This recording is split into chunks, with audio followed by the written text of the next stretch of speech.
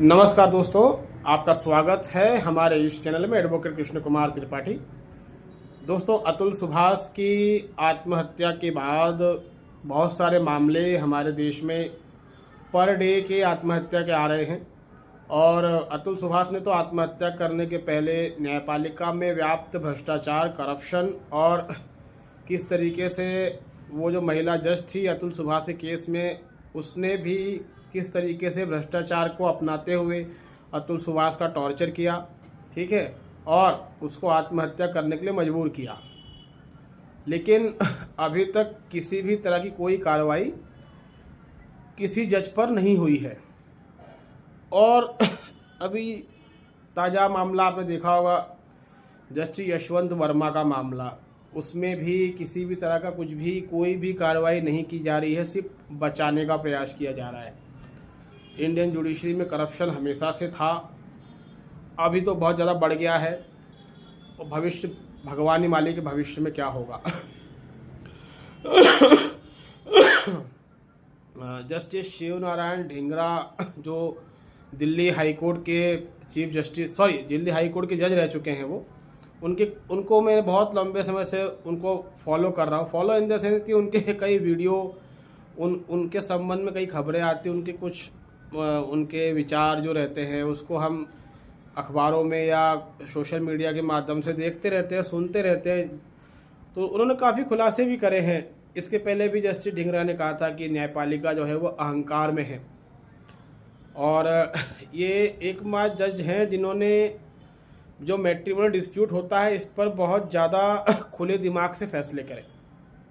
अगर आप जस्टिस ढींगरा के फैसले देखेंगे, ना सिर्फ फैसले, वो एक झटके में समझ गए थे कि इन मामलों का मिसयूज़ हो रहा है। और उन्होंने जज रहते हुए काफ़ी अच्छे काम भी किए, कई जजमेंट पास करे उन्होंने, तो ये बड़ी अच्छी बात है। लेकिन हाल फिलहाल में न्यायपालिका द्वारा भ्रष्ट जजों को बचाने के प्रयास चल रहे हैं।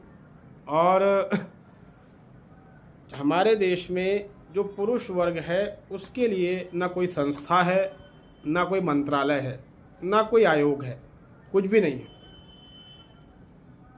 और अगर इसके अलावा कोई कानून भी नहीं है, आपके साथ कुछ भी गलत हो जाए तो आप कहीं भी नहीं जा सकते, कोई ऑप्शन आपके पास नहीं है। और इंडियन जुडिशरी किस तरीके से खुलकर चरित्रहीन महिलाओं की तरफदारी करती है, ऐसे ऐसे जजमेंट पास करके रखे हैं इन्होंने कि जब कोई व्यक्ति ऐसे मामलों में फंस जाता है तो उसको समझ में नहीं आता कि मैं करूं क्या। कहीं जो है किसी व्यक्ति का मतलब निजता का हनन, इस तरह की बातें की गई हैं कि आप किसी का वीडियो नहीं बना सकते, आप किसी की कॉल रिकॉर्ड नहीं कर सकते, जबकि फैमिली मैटर्स में इस तरह की चीज़ों को आगे होकर अलाउ करना चाहिए था। आप अगर आपको मालूम पड़ता है कि आपकी वाइफ का किसी से अफेयर है, आप वीडियो बना लें तो वो बोलेंगे कि ये तो प्राइवेसी का वायलेशन हो गया है। आप कॉल रिकॉर्डिंग करें तो प्राइवेसी का वायलेशन हो गया है। मतलब वो उन्होंने पूरी ऐसी व्यवस्था की हुई है कि एनी हाउ जो है आपकी वाइफ को प्रोटेक्ट करना है उनको, और फैसला आपके खिलाफ ही देना है। तो अतुल सुभाष मामले में भी कुछ नहीं हुआ। और अतुल सुभाष के पहले भी हमारे देश में कई लड़कों ने आत्महत्या करी। कई सालों से चल रहा है ये खेल, एक गंदा खेल। मैं तो जब मुझसे कई लोग पूछते हैं कि भाई ये सब चल रहा है, इसका कारण क्या, तो मैं सीधे बोलता हूँ कि जुडिशरी और पार्लियामेंट, ये दोनों जिम्मेदार हैं इसके लिए। और इंडियन जुडिशरी इतनी मैच्योर नहीं है कि फैमिली मैटर को डील कर सके, बिल्कुल मैच्योर नहीं है। पहली बात तो ये कि हम इंडिया में रहते हैं, शादी हम अपने हजारों लाखों साल पुरानी परंपराओं के अनुसार करते हैं। और जो डिस्प्यूट जब क्रिएट होता है तो वो उन डिस्प्यूट्स की सुनवाई जो है वो हम ब्रिटिशर्स की आइडियोलॉजी के हिसाब से करते हैं। इससे बड़ी मूर्खता कुछ नहीं हो सकती। मतलब हमने अपनी परंपराओं को बचाने के लिए अपने कोई कानून नहीं बनाए, इससे बड़ी मूर्खता और क्या हो सकती है। और भविष्य में भी ये सब होगा।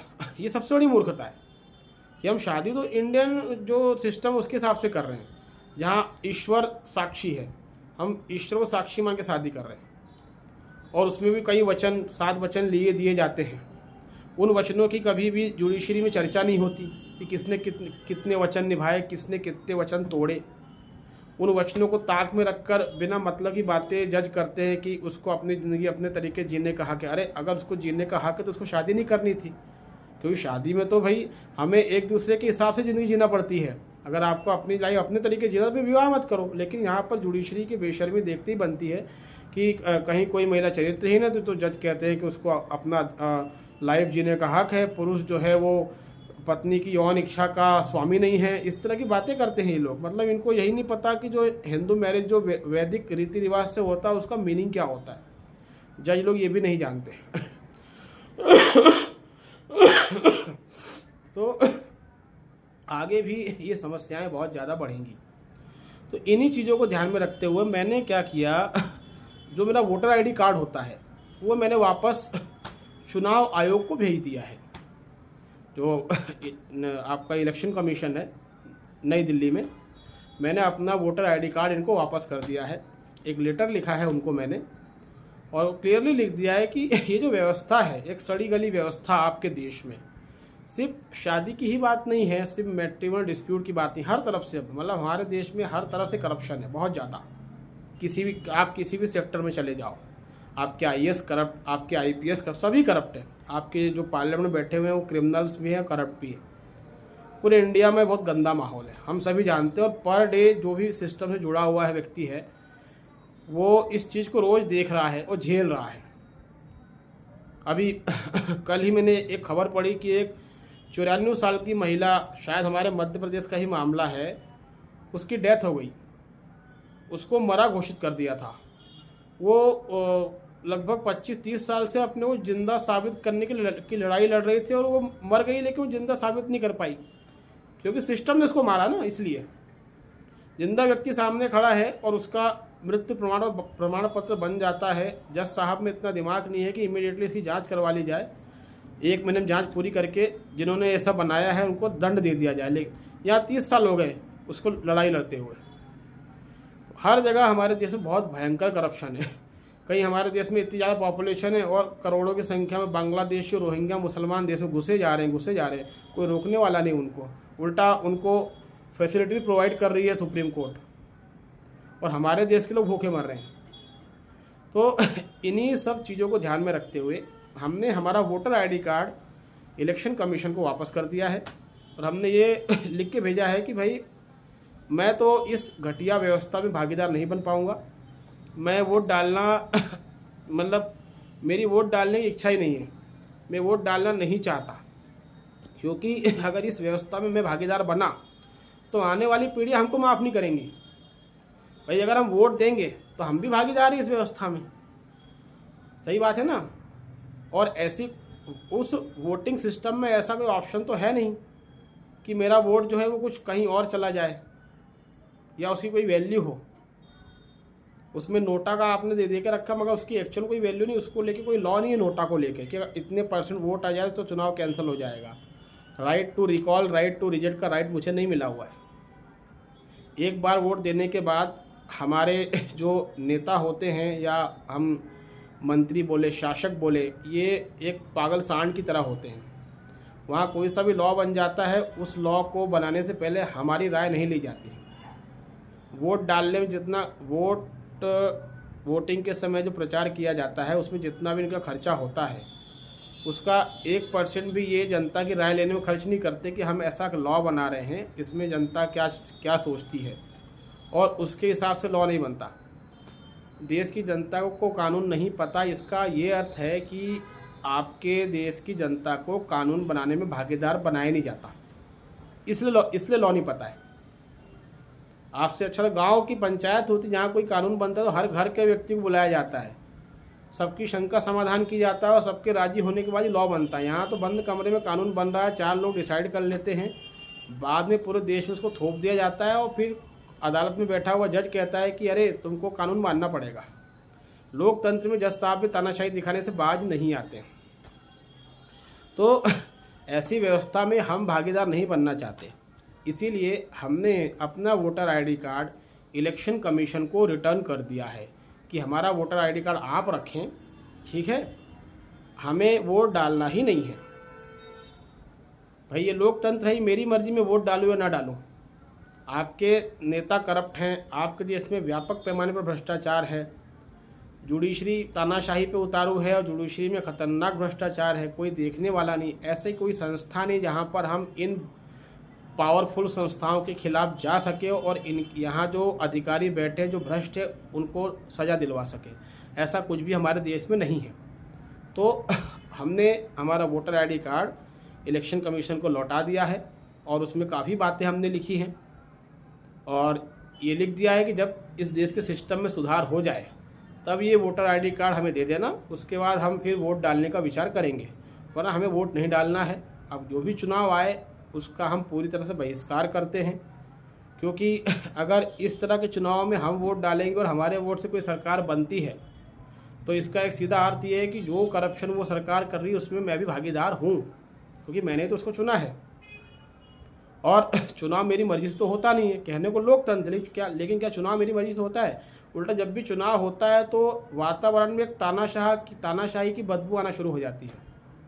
ये क्या कहते हैं उसको, आचार संहिता कहते हैं, प्रोटोकॉल कहते हैं, वो लागू हो जाता है और उसमें जनता ही पिसती है। आम आदमी को उठा के जेल में डाल देंगे, कहीं आप खड़े तो आपको डंडे पड़ जाएंगे। चुनाव आ रहा है भाई, चुनाव किस चीज़ का? लोकतंत्र का चुनाव। जूते किस में पड़ रहे हैं? लोक में, जनता में जूते पड़ रहे हैं आचार संहिता के नाम पे, प्रशासन के नाम पे कि भाई चुनाव आ रहा है, ये नहीं कर सकते, वो नहीं कर सकते, ऐसा नहीं कर सकते। चुनाव आ रहा है तो आपसे पूछते हैं कि भैया चुनाव करवाएं कि ना करवाएं, और अगर आप चुनाव का बहिष्कार कर दें तो आपको अंदर कर देंगे, आप पे रसूखा लगा देंगे। भाई मैं नागरिक हूँ तो मुझे चुनाव का बहिष्कार करने का अधिकार तो है। तो डेमोक्रेसी जैसा हमारे देश में कुछ भी नहीं है। इन्हीं चीज़ों को ध्यान में रखते हुए हमने अपना वोटर आईडी कार्ड चुनाव आयोग नई दिल्ली को वापस कर दिया है और एक बड़ा लेटर भी उनको लिखा है। हालांकि उसका जवाब देने की उनकी हैसियत नहीं है और उनकी नहीं, सिस्टम में बैठे किसी व्यक्ति की हैसियत नहीं है। हम इस सिस्टम का बोझ नहीं ढो सकते, कोई भी आम आदमी नहीं ढो सकता। आज इस देश के लोग सिस्टम का बोझ ढो रहे हैं। जितने भी ये लोग हैं, IAS हैं, IPS हैं, जजेस हैं, सुप्रीम कोर्ट, हाई कोर्ट भी, पॉलिटिशियंस हैं, इन पे जितना खर्चा होता है, अगर ईमानदारी से उस खर्चे को काउंट करें, उससे देश की गरीबी दूर हो सकती है। सिर्फ इन पे इतना खर्चा हो जाता है और ये लोग अय्याशी कर रहे हैं। ये देश नहीं चला रहे हैं, ये उस पर अय्याशी कर रहे हैं, ये एंजॉय कर रहे हैं लाइफ को।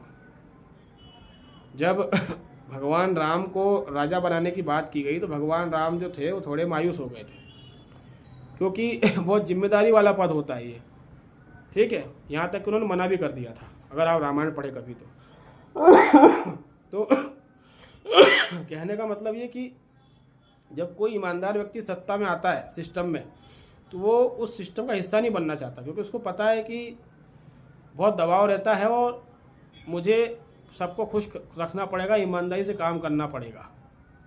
मुझसे गलतियां हो जाएंगी तो उंगलियां मुझ पर उठेंगी। लेकिन जब कोई बेईमान व्यक्ति सिस्टम का हिस्सा बनता है, बहुत खुश होता है, वो मायूस नहीं होता, क्योंकि उसको पता है कि मुझे सिर्फ खुद का मतलब देखना है, मुझे एंजॉय करना है लाइफ को, भाड़ में गई दुनियादारी, मुझे करप्शन करना है। तो हमारे देश में यही चल रहा है। हमारे देश में व्यापक पैमाने पर भ्रष्टाचार है और अगर हम इस भ्रष्ट व्यवस्था के अंदर अगर हम वोट डालते हैं तो हम भी इस भ्रष्ट व्यवस्था के समर्थक हैं।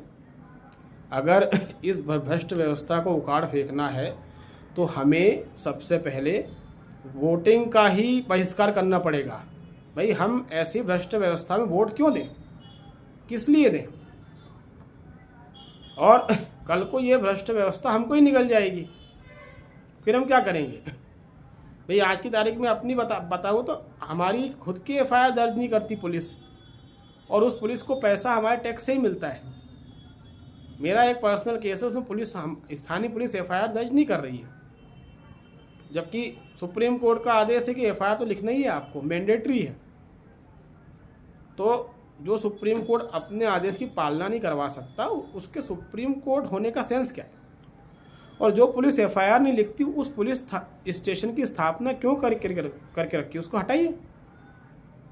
इतना करप्शन हमारे देश में है और जब भी इस पर चर्चा होती है तो वो चर्चा कुछ ऐसी रहती है जैसे कि उस करप्शन का ही बचाव किया जा रहा है, मीडिया उसका बचाव करता है करप्शन का, जितने आपके बड़े बड़े अधिकारी सब बचाव में उतर आते हैं।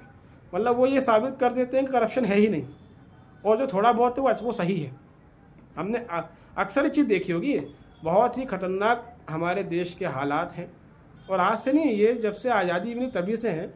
किसी भी डिपार्टमेंट में बिना पैसा दिए काम नहीं होता है, व्यापक पैमाने पर भ्रष्टाचार है, और ये कभी ख़त्म नहीं होगा जब तक कि देश में कोई क्रांति नहीं होगी। जो सबसे टॉप पर बैठे लोग हैं, चाहे वो न्यायपालिका हो, संसद हो या ब्यूरोक्रेसी हो, जो सबसे टॉप पर बैठा व्यक्ति वही सबसे भ्रष्ट है, और यही कारण है करप्शन ख़त्म नहीं हो रहा है। अतुल सुभाष केस हो गया, भविष्य में और ऐसे केस आएंगे। हमारे लिए कोई आयोग नहीं है, कोई मंत्रालय नहीं है, तो हम इतने बेवकूफ़ थोड़ी हैं कि हम अपनी कब्र खोदने के लिए आपको वोट दें। इसीलिए हमने अपना वोटर आईडी कार्ड चुनाव आयोग को लौटा दिया है, और वहाँ से कोई रिप्लाई आएगा तो देखेंगे, नहीं आएगा तो कोई दिक्कत वाली बात नहीं। हमने बोल दिया है कि हमको वोट डालना ही नहीं है। ये जो आपने सड़ा हुआ कार्ड बना के दिया था, जिसकी एक्चुअल में कोई वैल्यू तो है नहीं उस कार्ड की, सड़े सड़े कार्ड बन जाते, कहीं चुनाव वोटर आईडी कार्ड बन जाएगा, कहीं आधार कार्ड बन जाएगा, और दोनों ही नागरिकता के रूप में नहीं आते। ठीक है, तो फिर इन कार्ड को बनाया क्यों गया? अब जरा ये भी देख लीजिए कि 2-2, 3-3 कार्ड, 4-4 कार्ड लेके तो आप चल रहे हो, लेकिन एक भी कार्ड नहीं जो नागरिकता के रूप में आता हो। ना आधार कार्ड नागरिकता का प्रूफ है और ना वोटर आईडी कार्ड नागरिकता का प्रूफ है। ये तो जो बांग्लादेशी रोहिंग्या उनके पास भी मिल जाता है। तो फिर ऐसे घटिया डॉक्यूमेंट का मैं करूँगा क्या? इससे मुझे कुछ मिल तो रहा नहीं है, इसलिए हमने वापस कर दिया कि भाई नमस्ते दूर से, हम जो है वोट नहीं डाल सकते हैं। ठीक है, क्योंकि आपका पूरा देश ही भ्रष्टाचार में लिप्त है, और जिनके ऊपर भ्रष्टाचार को ख़त्म करने की सबसे ज़्यादा जिम्मेदारी है, जिनके ऊपर संविधान की रक्षा की जिम्मेदारी है, वो खुद ही भ्रष्ट है। तो अब क्या करें? और अतुल सुभाष का जो केस है ये इसका सबसे बड़ा एग्जाम्पल है। तो ये काम हमने किया, ठीक है, और अगर आपको भी ये काम ठीक लगता है तो आप भी कीजिएगा। तो उम्मीद है ये वीडियो हमारा आपको पसंद आया होगा। अगर आप हमारे चैनल में नए हैं तो इसको लाइक करें, इसको सब्सक्राइब करें, इसको शेयर करें दोस्तों। तब तक के लिए धन्यवाद, नमस्कार।